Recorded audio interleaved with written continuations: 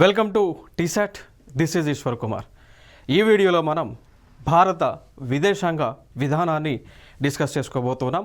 Foreign policy of India.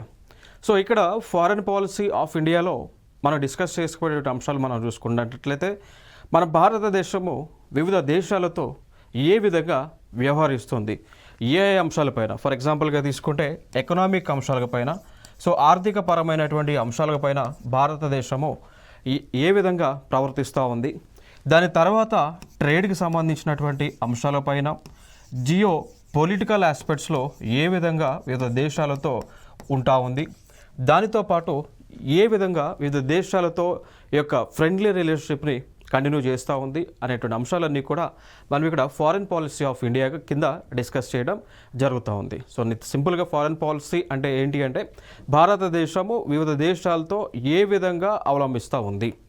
ఇప్పుడు for ఎగ్జాంపుల్గా తీసుకుంటే నామ్ అంటాం. ఫారెన్ పాలసీ అనగానే మనకు గుర్తొచ్చేటువంటి అంశం non aligned moment.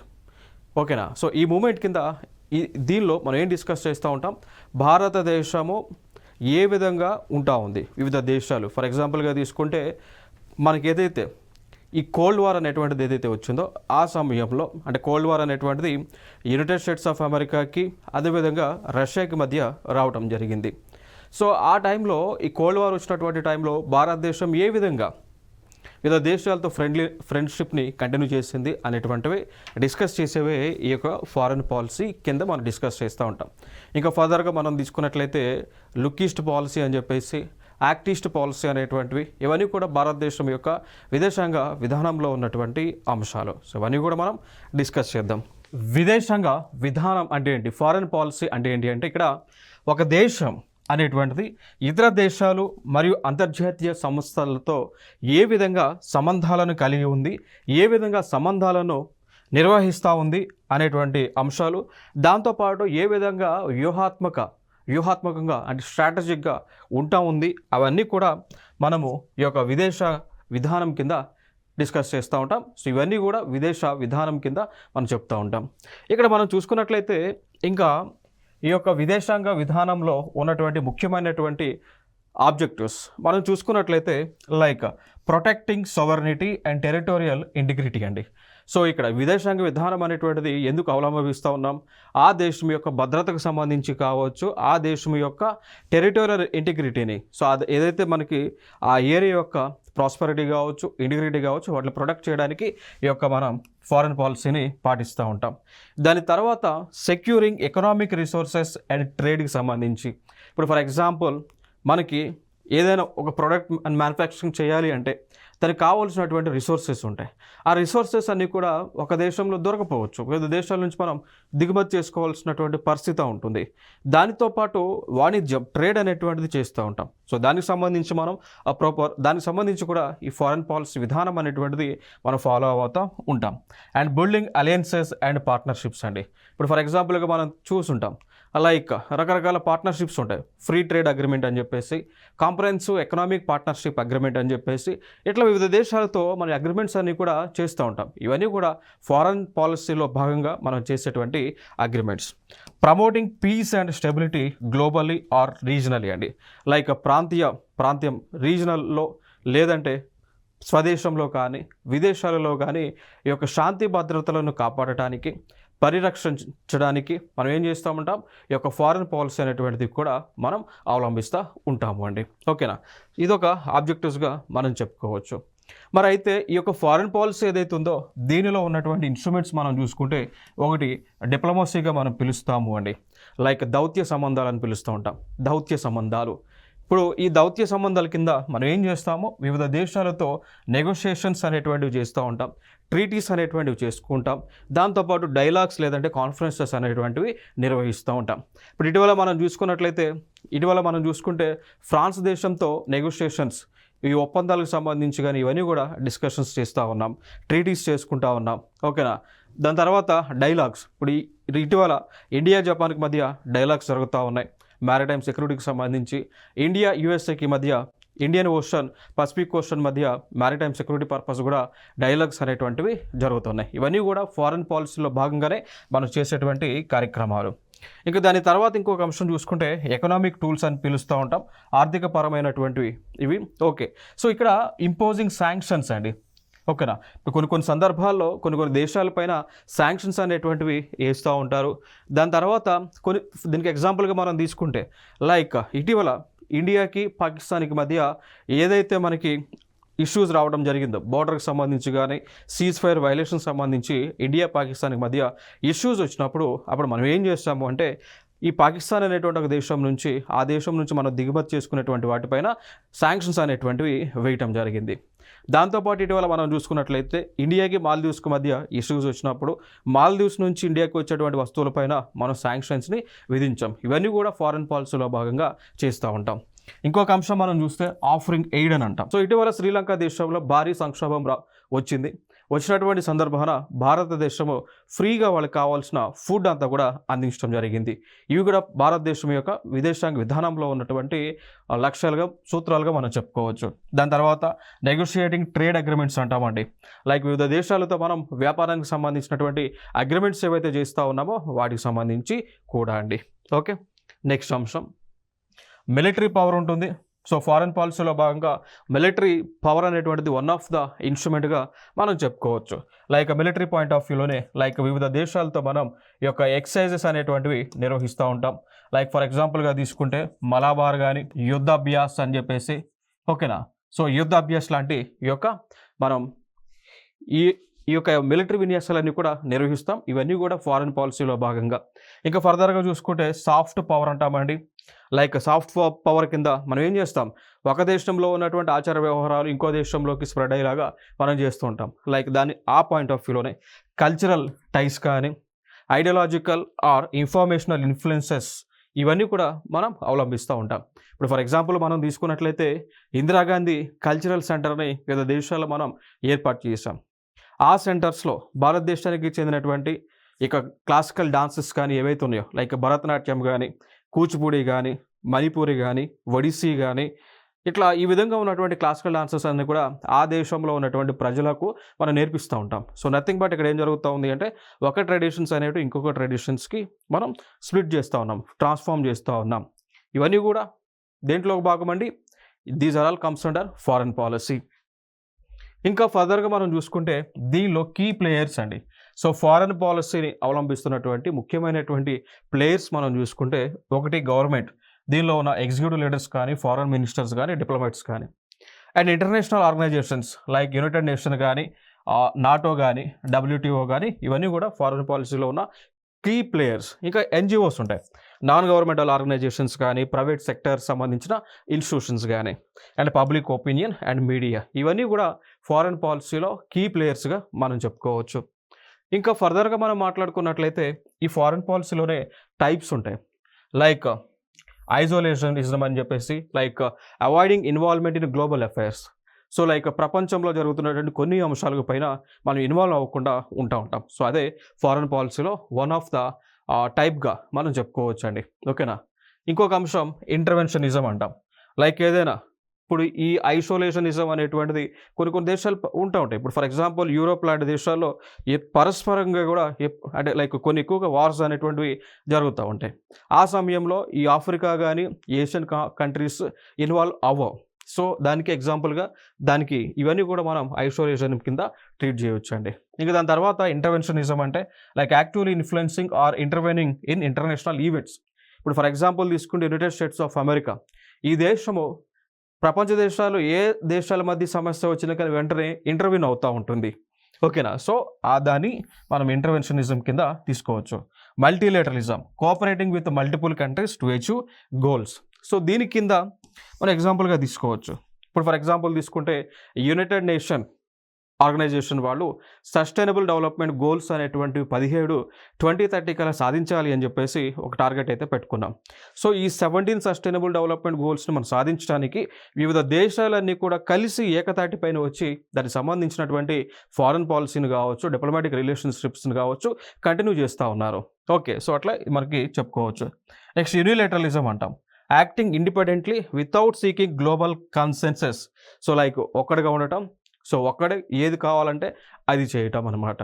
Okay. So ఇది వన్ ఆఫ్ ద టైప్‌గా ఫారెన్ పాలసీ కింద మనం చూసుకోవచ్చు. సో ఫైనల్‌గా ఇండియాకి సంబంధించి కొన్ని ఫారెన్ పాలసీస్ ఉన్నాయి. మనకి ప్రధానంగా డిస్కస్ చేయాల్సినటువంటిది పంచశీల్ అంటాం. సో ఈ పంచశీల్ అనేటువంటిది ఏ 2 దేశాల మధ్య జరిగింది అనేటువంటిది ఒక ప్రీవియస్ ఇయర్ క్వెషన్ అండి. సో పంచశీల్ నథింగ్ బట్ 5 సూత్రాలు. ఏ 2 దేశాల మధ్య ఈ అగ్రిమెంట్ జరిగింది అంటే ఇండియాకి, చైనాకి మధ్య ఈ యొక్క అగ్రిమెంట్ జరగటం జరిగింది. ఓకేనా. సో మరి ఈ అగ్రిమెంట్ అనేటువంటిది ఎప్పుడు చేసుకున్నారు అంటే లైక్ 28 ఏప్రిల్లో 1954లో ఈ అగ్రిమెంట్‌ని 2 దేశాలకు చెందినటువంటి అధినేతలు చేసుకోవడం జరిగింది. లైక్ మన భారతదేశం తరపున చూసుకుంటే ప్రైమ్ మినిస్టర్ జవహర్లాల్ నెహ్రూ గారు. ఓకేనా. సో వీరే ఈ పంచశీల సూత్రాల పైన వారే సిగ్నేచర్ చేయడం జరిగింది. ఓకేనా. సో మరి పంచశీల్లో ఉన్నటువంటి సూత్రాలు ఎన్ని ఉన్నాయి చూస్తే 5 ఉంటాయండి. పేరులోనే ఉంది కదా. సో పంచ అంటే 5 కదా. సో శీల్ సూత్రాలు, పంచసూత్రాలు అంటాం. ఏ 2 దేశాల మధ్య, ఇండియాకి చైనా మధ్య. అవి ఏమేమి ఉన్నాయో కూడా మనం తెలుసుకోవాలి. సో ఫస్ట్‌గా చూసుకుంటే mutual respect for each others అండి. Each others integrity and sovereignty. అంటే ఒక సూత్రం ఏంటి అంటే ఇప్పుడు ఇండియా మన భారతదేశం ఏదైతే ఉందో అది చైనాకు సంబంధించినటువంటి వారి యొక్క ఆచార వ్యవహారాలను కానీ, అదేవిధంగా ఆ దేశంలో ఉన్నటువంటి ఆ ఫ్రీడమ్ మొత్తాన్ని కూడా మనం ఇన్వాల్వ్ అవ్వద్దు. సో మన దేశము చైనా దేశంలో ఉన్నటువంటి ఇంటర్నల్ ఇష్యూస్లో ఇన్వాల్వ్ అవ్వద్దు. ఆ దేశాన్ని మనం రెస్పెక్ట్తో చూడాల్సినటువంటి ఉంటుంది. సో ఫస్ట్‌గా తీసుకోవచ్చండి. దాని తర్వాత సెకండ్ చూసుకుంటే mutual non interference in each others.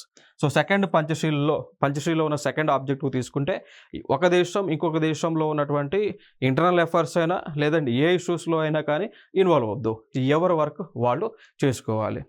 Third మనం చూసుకుంటే equal and mutual benefit mutual working అండి.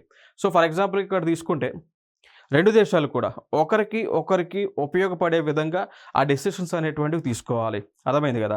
సో ఒకరికి ఉపయోగపడే విధంగా డెసిషన్స్ అంటే లైక్ ఇప్పుడు ఫర్ ఎగ్జాంపుల్ ఏదైనా పాలసీ ఇంప్లిమెంట్ చేయాలనుకుంటున్నారు. ఒకరికొకరు బెనిఫిట్ ఉండాలి. విన్ విన్ సిచ్యువేషన్స్ ఉండే విధంగా ఒక డెసిషన్స్ తీసుకోవాలని చెప్తా ఉన్నారు. నెక్స్ట్ ఇంకొకటి మ్యూచువల్ నాన్ అగ్రెషన్. అంటే ఒకరి ఇంటర్నల్ ఇష్యూస్లో ఇంకొకళ్ళు ఇన్వాల్వ్ అవ్వద్దు.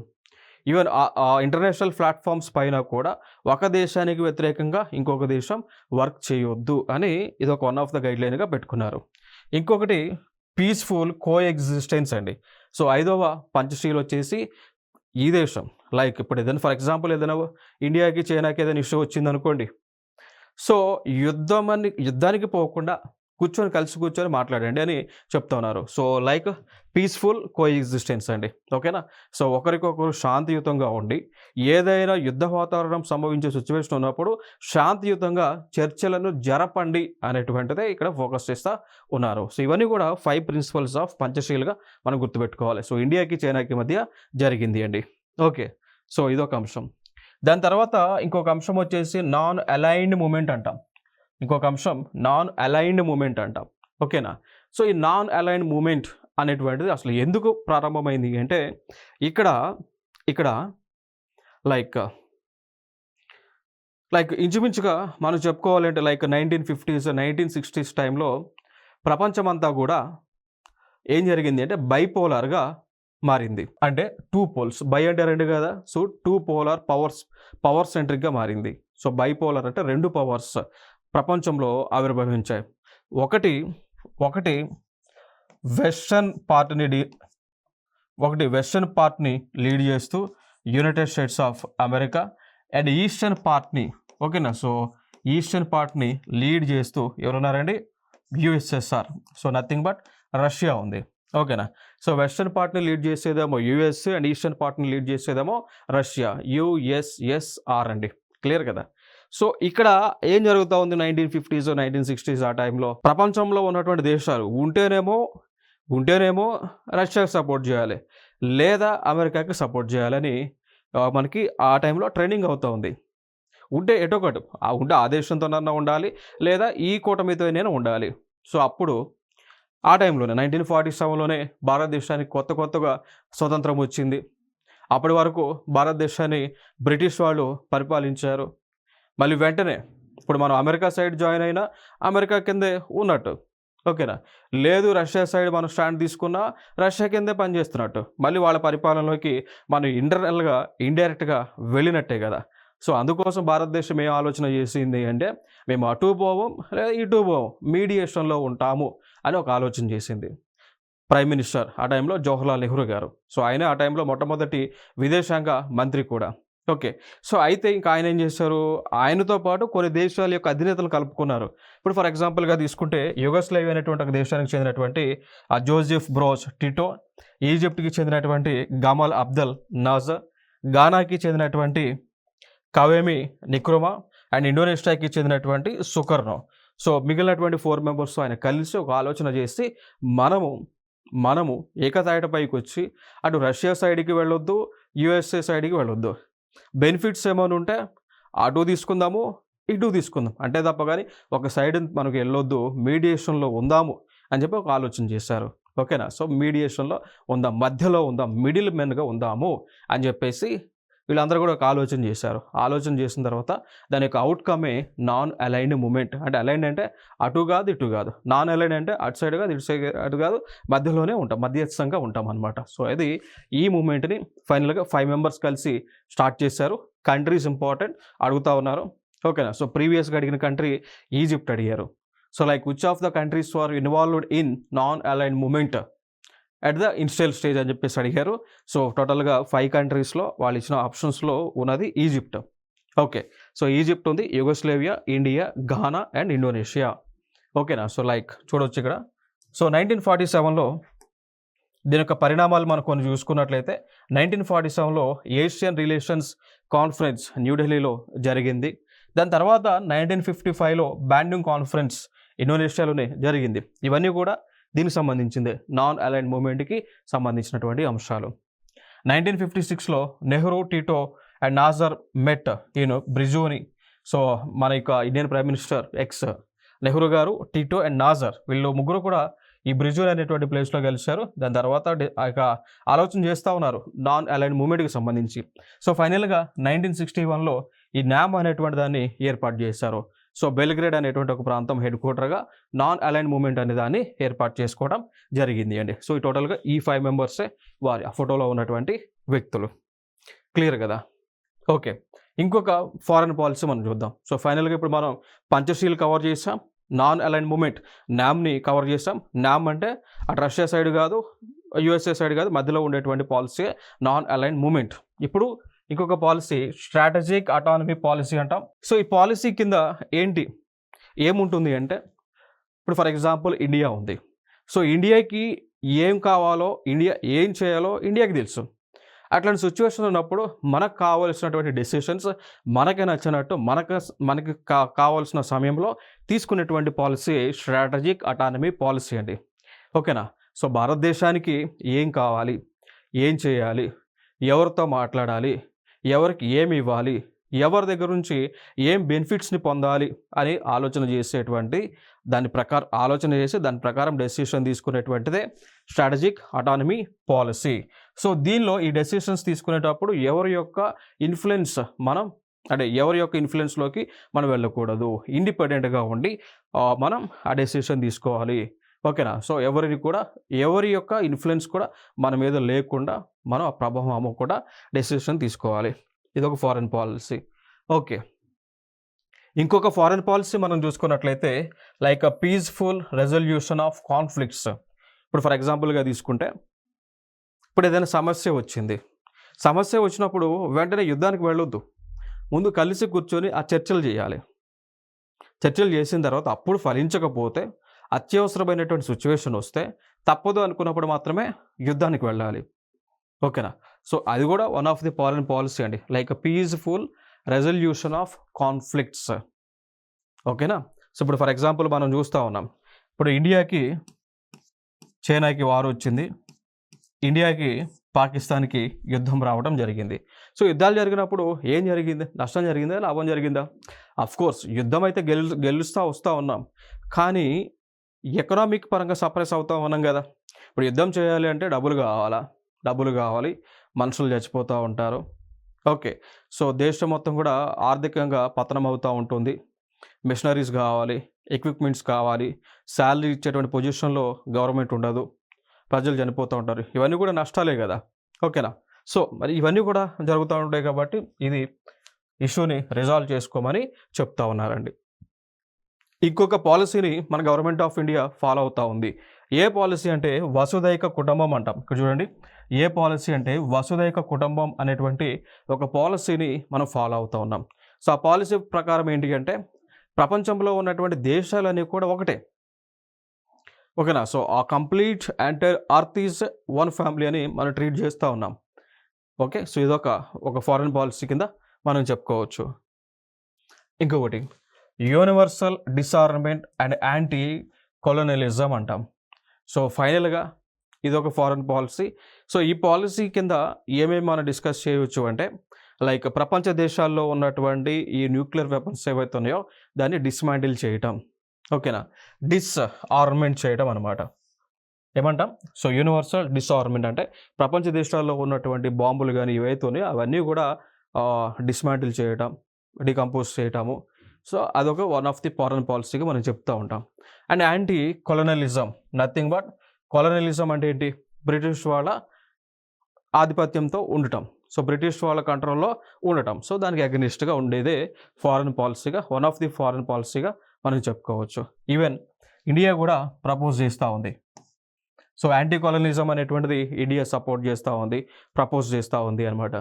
ఈవెన్ యూనివర్సల్ డిసార్మెంట్ కింద కూడా ఇండియన్ గవర్నమెంట్ ప్రపోజ్ చేస్తూ ఉంది. ఒకరు ఏమంటుంది అంటే ఫర్ ఎగ్జాంపుల్ ఇప్పుడు ఇండియాని నాన్ ప్రొలిఫరేషన్ ట్రీటీలో సైన్ చేయమని అడుగుతూ ఉన్నారు. ఓకేనా. సో నాన్ ప్రొలిఫరేషన్ ట్రీటీ అనమాట. సో ఈ ట్రీటీ దేనికి సంబంధించింది అంటే లైక్ ఇప్పుడు ఏదైతే న్యూక్లియర్ వెపన్స్ కానీ న్యూక్లియర్ బాంబ్స్ ఏవైతే ఉన్నాయో దానిని ఆ దేశాల్లో లేకుండా చేసేటువంటిది ఈ నాన్ పీటీ. దాంతోపాటు ఈ నాన్ ప్రొలిఫరేషన్ ట్రీటీ దేనికి సంబంధించింది అంటే ఫర్ ఎగ్జాంపుల్గా తీసుకుంటే కొత్తగా ఎవరు కూడా అణుబాంబులు తయారు చేయడము, న్యూక్లియర్ బాంబ్స్ని, అటామిక్ బాంబ్స్ని, హైడ్రోజన్ బాంబ్స్ని తయారు చేయకుండా ఉండే విధంగా ఉంటుంది ఎన్పిటి అనేటువంటిది. సో దీనిలో ఇండియన్ గవర్నమెంట్ని సైన్ చేయండి అని ఫోర్స్ చేస్తూ ఉన్నారు. సో ఫైనల్గా ఏమంటుంది ఇండియన్ గవర్నమెంట్ ఏమంటుంది? మేము దీంట్లో సైన్ చేయాలి అంటే you have to follow universal disarmament అని అంటూ ఉన్నారు. అర్థమైందా? సో ఏమంటున్నారు? ఎన్పిటీలో కనుక నాన్ ప్రొలిఫరేషన్ ట్రీటీలో కనుక మేము సైన్ చేయాలి అంటే ప్రపంచ దేశాల్లో ఉన్నటువంటి న్యూక్లియర్ బాంబ్స్ కలిగినటువంటి దేశాలు ఆ దేశాలని కూడా న్యూక్లియర్ బాంబ్స్ని తీసిపడేయాలి, డిస్పోజ్ చేయాలి. ఓకేనా అని చెప్తా ఉన్నారు. ఎందుకంటే ఉంటే అందరి దగ్గర న్యూక్లియర్ బాంబ్స్ ఉండాలా, లేదంటే ఎవరి దగ్గర కూడా న్యూక్లియర్ బాంబ్స్ అనేటువంటివి ఉండొద్దని స్పష్టం చేస్తూ ఉన్నారు అండి. ఓకేనా. సో ఇది important foreign policy. Even India కూడా పాటిస్తూ ఉంది. నెక్స్ట్ ఇంకొక అంశం like key objectives of India's foreign పాలసీలో మనం చూసాం ఆల్రెడీ కొన్ని డిస్కస్ చేసాం. లైక్ నాన్ అలైన్ మూవ్మెంట్ కానీ, అలీనో ఉద్యమం అంటాం, నాన్ అలైన్మెంట్, పంచసూత్రాలు. సో పంచశీల్ లేదా సూత్రాలుగా పిలుస్తూ ఉంటాం. యాంటీ ఇంపీరియలిజం అంటాం, నథింగ్ బట్ యాంటీ కొలోనలిజం అంటే బ్రిటిష్ వాళ్ళ కంట్రోల్లో కాకుండా ఎవరికారు అటానమీగా ఇండిపెండెంట్గా ఉండటం. Protection and promotion of national interest అండి. సో లైక్ ఆ దేశం యొక్క ఇంట్రెస్ట్ ఏవైతే ఉన్నాయో ఆ ఇంట్రెస్ట్ ప్రకారం ఉండటం. Next maintenance of world peace and security.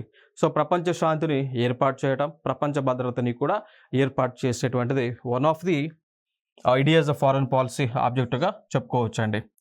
Friendly relations with all the nations. So ప్రతి ఒక్క దేశంతో కూడా ఫ్రెండ్లీగా ఉండడం, శత్రువుగా లేకపోవడం. ఇప్పుడు ఈవెన్ ఫర్ ఎగ్జాంపుల్ మనం ఇండియా చైనాతో ఎన్నో వార్స్ చేసాం. ఈవెన్ 1962లో యుద్ధం చేసాం. రీసెంట్గా కూడా చైనాతో యుద్ధం జరిగేటువంటి సిచ్యువేషన్ వచ్చింది. లైక్ డోక్లాంకి సంబంధించి కానీ, గాల్వాన్ వ్యాలీకి సంబంధించి కానీ చైనాకి ఇండియాకి మధ్య ఇష్యూస్ వచ్చినప్పుడు మనం ఏం చేసాము? కూర్చొని వాళ్ళతో డిస్కషన్ చేయడం జరిగింది. అంతే తప్ప మనం వాళ్ళతో యుద్ధం అయితే చేయలేదు కదా. సో అట్లా ఇవన్నీ కూడా మనం ఫాలో అవుతూ ఉన్నాం మన యొక్క విదేశాంగ విధానంలో ఉన్నటువంటి అంశాలు. And ending of imperialism and colonialism. Already nothing but ఈ బ్రిటిష్ వాళ్ళ కంట్రోల్ నుంచి మనం బయటకు వచ్చాం కదా 1947లో. సో అదే మనం వన్ ఆఫ్ ది ఆబ్జెక్టుగా ఫారెన్ పాలసీలో చూడవచ్చు. And end of racial discrimination. So మన భారతదేశంలో కూడా లైక్ ఈ యొక్క కులాలకు సంబంధించి, మతాలకు సంబంధించి, వర్ణాలకు సంబంధించి, జాతులకు సంబంధించి వివక్షని లేకుండా చేస్తూ ఉన్నాం. ఇది కూడా one of the objective of India's foreign policy. And close relations with Asian and African countries. So మనం ఏం చేస్తూ ఉన్నాం, ఆసియాలో ఉన్నటువంటి కంట్రీస్తో క్లోజ్ రిలేషన్షిప్స్ని మెయింటైన్ చేస్తూ ఉన్నాం. ఫర్ ఎగ్జాంపుల్ సార్క్ అనేటువంటి ఒక కూటమిని ఏర్పాటు చేసి, ఫర్ ఎగ్జాంపుల్ ఆసియాన్తో ఇటీవల మనం అగ్రిమెంట్స్ చేసుకోవడం జరిగింది. ఫర్ ఎగ్జాంపుల్ బిమ్స్టెక్స్తో మనం వన్ ఆఫ్ ద మెంబర్గా ఉన్నాం. షాంఘై కోఆపరేషన్ ఆర్గనైజేషన్లో మెంబర్గా ఉన్నాం. ఇవన్నీ కూడా ఎందుకోసం, ఆసియన్ కంట్రీస్తో ఫ్రెండ్షిప్ చేయటం. ఇంకొకటి రీసెంట్గా ఆఫ్రికన్ యూనియన్ని మనము G20లో జాయిన్ చేయించాం. ఆఫ్రికా యూనియన్ని మనం G20లోకి జాయిన్ చేయించాం. ఇవి కూడా ఎందుకు, ఆఫ్రికన్ కంట్రీస్తో ఫ్రెండ్షిప్ని మెయింటైన్ చేయడానికి. So one of the thing India's foreign పాలసీలో భాగంగా. అండ్ ఫెయిత్ ఇన్ డిస్ఆర్నమెంట్ అండి. ఓకేనా. సో ఇంకేమంటున్నాము, ఆయుధాలన్నీ అన్ని దేశాలు కూడా ఆయుధాలను విడిచిపెట్టాలి, అన్నీ కూడా అంటే 1, 2 కాదు, అన్ని దేశాలు కూడా ఆయుధాలను విడిచిపెట్టాలని మనం ప్రపోజల్ చేస్తూ ఉన్నాం. ఓకేనా. సో ఇది కూడా one of the part of Indian foreign policy. ఇంకా ఇంకొక పాలసీ మనకుంది, నైబర్హుడ్ ఫస్ట్ పాలసీ అని మనం పిలుస్తూ ఉంటామండి. సో నైబర్హుడ్ ఫస్ట్ పాలసీ అంటే నథింగ్ బట్ మనకి అతి సమీపాన ఉన్న దేశాలతో ఫ్రెండ్షిప్ చేయటం, మనకి అతి సమీపాన ఉన్నటువంటి దేశాలతో చాలా ఫ్రెండ్లీగా ఉండటం, వారితో ఎటువంటి గొడవలు కూడా మనం పెట్టుకోకపోవటం, ఎటువంటి ఇష్యూస్ వచ్చినా కూర్చొని మాట్లాడుకునేదే ఈ యొక్క నైబర్హుడ్ ఫస్ట్ పాలసీ. సో ముందుగా మనం చూసుకుంటే ఈ నైబర్హుడ్ ఫస్ట్ పాలసీ ఏదైతే ఉందో, దీని ద్వారా మనం ఏం చేసామో, మనకి అతి సమీపాన ఉన్నటువంటి దేశాలు, మనతో సరిహద్దు పంచుకున్నటువంటి దేశాలతో చాలా ఫ్రెండ్లీగా ఉంటా ఉన్నాం. లైక్ ఫర్ ఎగ్జాంపుల్ నేపాల్ అయినా, భూటాన్ అయినా, బంగ్లాదేశ్, మయన్మారు, శ్రీలంక, ఈ దేశాలతో, ఆఫ్ఘనిస్తాన్తో. సో చైనా, అదేవిధంగా పాకిస్తాన్ అంటే అవి కొంచెం మనకి వార్ ఉంది కాబట్టి వాటితో అంత ఫ్రెండ్లీగా అయితే ఉండటం లేదు. బట్ మిగిలినటువంటి దేశాలతో చాలా ఫ్రెండ్లీగా ఉంటున్నాం. ఇప్పుడు ఈవెన్ ఆఫ్ఘనిస్తాన్లో ఉన్న పార్లమెంట్ని మనమే కట్టించాం, భూటాన్లో పవర్ ప్రాజెక్ట్స్ని కట్టించాం, నేపాల్లో హైడ్రో ఎలక్ట్రిక్ పవర్ ప్లాంట్స్ని నిర్మిస్తూ ఉన్నాం, శ్రీలంకలో పోర్ట్లను, ఓకేనా, అండ్ మయన్మార్లో రోడ్ వేస్తూ ఉన్నాం మందే, నెక్స్ట్ భూటాన్లో ఇవన్నీ కూడా చేస్తూ ఉన్నాం. ఇవన్నీ కూడా ఈ పాలసీ కింద చేస్తూ ఉన్నాం. ఇప్పుడు ఫర్దర్గా మనం ఏం చేసాము, కొంచెం అవేకి వచ్చేసాం. ఓకేనా. అంటే ఈ దేశాలతోనే కాదు, ఇంకా చుట్టూ ఉన్నటువంటి దేశాలు, ఫర్ ఎగ్జాంపుల్ ఈ దేశాలు చూసుకోండి ఇక్కడ. ఓకేనా. సో ఆఫ్రికన్ కంట్రీస్తో కానీ, దాని తర్వాత ఈ సౌత్ ఈస్టియన్ నేషన్స్తో కూడా మనం ఫ్రెండ్లీగా మూవ్ అవుతూ ఉన్నాం. ఇవన్నీ కూడా దాని కిందనే. Okay. So extended neighbourhood first policy కింద దీన్ని చెప్తూ ఉంటాం. ఇంకా ఫర్దర్గా మనం ఇంకొక పాలసీ, మనకి ఇంపార్టెంట్ పాలసీ ఉంది, అదే act east policy. Nothing but ఇండియాకి ఈస్టర్న్ సైడ్ ఉన్నటువంటి దేశాలతో ఇంకా ఫ్రెండ్షిప్ చేయటం, అక్కడ ఇన్ఫ్రాస్ట్రక్చర్ ప్రాజెక్ట్స్ని డెవలప్ చేయటం, ఇండియా ఇంకా మిగిలినటువంటి దేశాల మధ్య ఈ ఇన్ఫ్రాస్ట్రక్చర్ ప్రాజెక్ట్స్, రోడ్స్ కానీ, రైల్వేస్ కానీ, పోర్ట్స్ కానీ, ఓకేనా, సో ఎలక్ట్రిసిటీ కానీ, కేబుల్స్ కానీ, ఇవన్నీ కూడా డెవలప్ చేసుకునేటువంటిది దీని కింద యాక్ట్ ఈస్ట్ పాలసీ కింద చేస్తున్నాం. లైక్ ఫర్ ఎగ్జాంపుల్ కంట్రీస్ మనం చూసుకుంటే లైక్ జపాను, సౌత్ కొరియా ఇలాంటి దేశాలతో, ఇంకా మిగిలినటువంటి దేశాలు కూడా ఈ లావోస్ కానీ, కంబోడియా కానీ, వియత్నాం కానీ, ఫిలిప్పైన్స్ కానీ, న్యూజిలాండ్ కానీ, సో ఇట్లాంటి దేశాలతో ఫ్రెండ్షిప్ని మనం కంటిన్యూ చేస్తూ ఉన్నాం. క్లియర్ కదా. ఇంకొక పాలసీ ఉంది, లుక్ వెస్ట్ పాలసీ. సో ఇప్పటి వరకు మనం ఏం చేసాం, ఈస్ట్ సైడే చూసాం, అంటే ఏషియన్ కంట్రీస్తోనే డిస్కషన్ చేసాం. ఇప్పుడు అది కాదు, ఇంకా ఫర్దర్గా వెస్ట్ సైడ్ కూడా మనకి ఇంపార్టెంటే. లైక్ ఇండియాకి వెస్ట్ సైడ్న, ఇప్పుడు ఇది ఇండియా అనుకుంటే ఇండియాకి వెస్ట్ సైడ్ ఉన్న కంట్రీస్ ఏమున్నాయి, Azerbaijan, Georgia, Turkey, Armenia, Syria, Iraq, Cyprus, Lebanon, Palestine, Israel, Jordan, Saudi Arabia, Yemen, Oman లాంటి దేశాలతో. సో వీళ్ళతో కూడా మనం ఫ్రెండ్షిప్ చేస్తూ ఉన్నాం, ఈ దేశాల్లో పెట్టుబడులు పెడతా ఉన్నాం, ఇన్ఫ్రాస్ట్రక్చర్ ప్రాజెక్ట్స్ని డెవలప్ చేస్తూ ఉన్నాం. ఫర్ ఎగ్జాంపుల్గా తీసుకుంటే ఇరాన్ అనేటువంటి ఒక దేశంలో మనం ఏం చేస్తూ ఉన్నాం, చాబార్ పోర్ట్ని నిర్మించాం కదా. సో అట్లా ఈ దేశాలతో కూడా ఫ్రెండ్షిప్ని కంటిన్యూ చేస్తూ ఉన్నాం. అది ఈ లుక్ వెస్ట్ పాలసీ కింద. That's important. దాని తర్వాత ఇంకొకటి ఇండో పసిఫిక్ స్ట్రాటజీని మనం పాటిస్తూ ఉన్నాం. సో దీనిలో భాగంగా ఇండో పసిఫిక్ స్ట్రాటజీ కింద భాగంగా ఈ పసిఫిక్ సముద్రం చుట్టూ ఉన్నటువంటి దేశాలు, ఫర్ ఎగ్జాంపుల్గా తీసుకుంటే పసిఫిక్ సముద్రంగా సరిహద్దుగా ఉన్నటువంటి దేశాలు యుఎస్ఏ కానీ, ఆస్ట్రేలియా కానీ, అండ్ జపాన్ లాంటి దేశాలతో మనం ఫ్రెండ్షిప్ని కంటిన్యూ చేస్తూ ఉన్నాం. ఈవెన్ ఇప్పుడు మనం చూసాం క్వాడ్ అనేటువంటి గ్రూపు, లేదా మలబార్ అనేటువంటి ఒక సైనిక విన్యాసం మనం చూస్తూనే ఉన్నాం. క్లియర్ కదా, మనం చూస్తూనే ఉన్నాం కదా. సో ఇవన్నీ కూడా దేని పాయింట్ ఆఫ్ వ్యూలో, Indo Pacific strategy, foreign policy point of వ్యూలో మనం అవలంబిస్తున్నటువంటి విదేశాంగ విధానము అండి. ఓకేనా. సో ఇదొక ఇంకొక ఫారెన్ పాలసీగా మనం చెప్పుకోవచ్చు. Challenges of Indian foreign policy కింద మనం చూస్తే సవాళ్ళను మనం చూసుకుంటే జనరల్గా సవాళ్ళు ఉన్నవి ఈ సరిహద్దుకు సంబంధించి వివాదాలు ఉన్నాయి, లైక్ ఇండియా చైనాతో, బంగ్లాదేశ్తో. వ్యూహాత్మక పోటీలు ఉన్నాయి, ఆర్థిక పోటీ ఉంది, ప్రాంతీయ అస్థిరత అనేటువంటివి, ఇవన్నీ కూడా సవాళ్ళుగా మనం చెప్పుకోవచ్చు ఈ యొక్క ఫారెన్ పాలసీలో. సో నెక్స్ట్ వీడియోలో సరికొత్త అంశాలతో మీ ముందుకు రావడం జరుగుతుంది. Thank you so much.